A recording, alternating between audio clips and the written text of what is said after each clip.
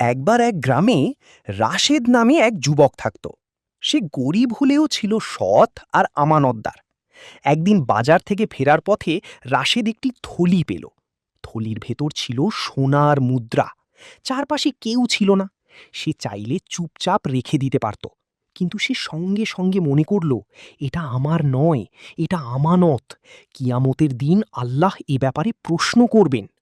রাশিদ গ্রামে ঘোষণা দিল কারো কোনো জিনিস হারিয়েছে কিনা। শেষমেশ এক বৃদ্ধ কাঁদতে কাঁদতে এসে বলল, বাবা, এটা আমার জীবনের সঞ্চয়। আল্লাহ তোমাকে উত্তম প্রতিদান দিন। রাশেদ হাসি মুখে থলিটা ফিরিয়ে দিল। সেদিন থেকে গ্রামের সবাই তাকে ডাকতে শুরু করলো আমানতের রাশেদ।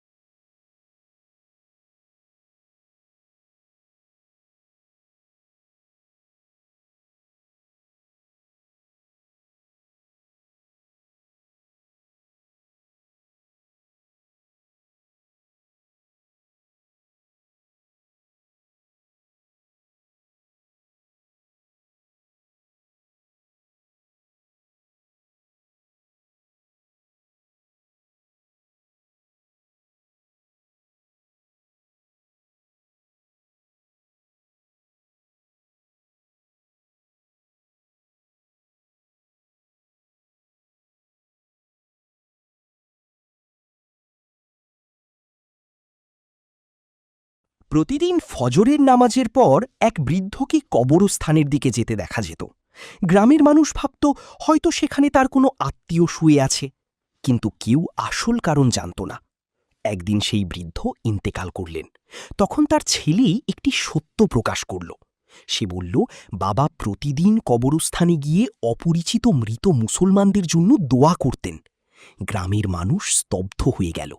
যে মানুষ মৃতদের ভুলে যায়নি, আল্লাহ তাকে ভুলবেন না, ইনশাআল্লাহ।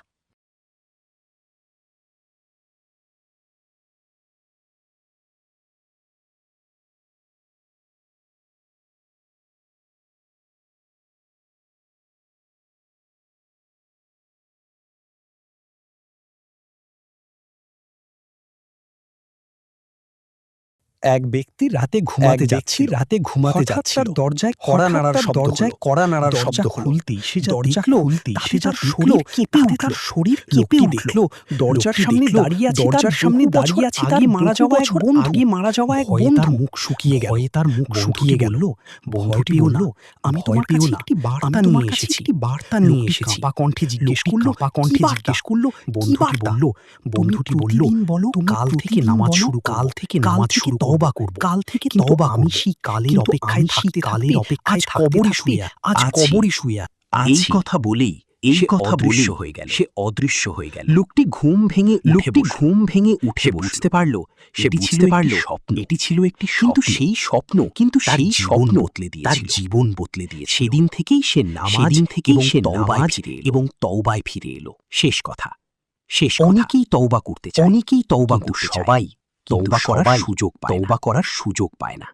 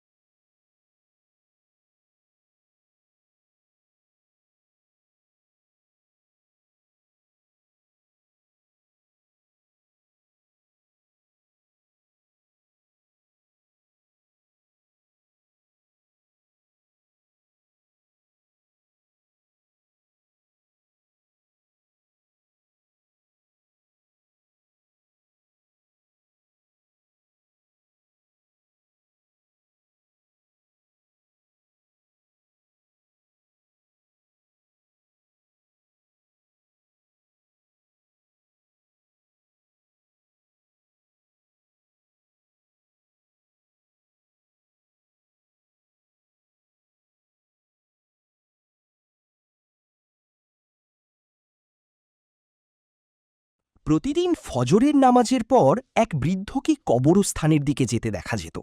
গ্রামের মানুষ ভাবত হয়তো সেখানে তার কোনো আত্মীয় শুয়ে আছে, কিন্তু কেউ আসল কারণ জানত না।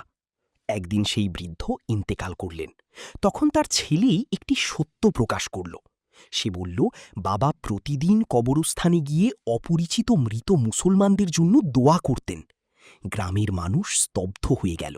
যে মানুষ মৃতদের ভুলে যায়নি, আল্লাহ তাকে ভুলবেন না, ইনশাআল্লাহ।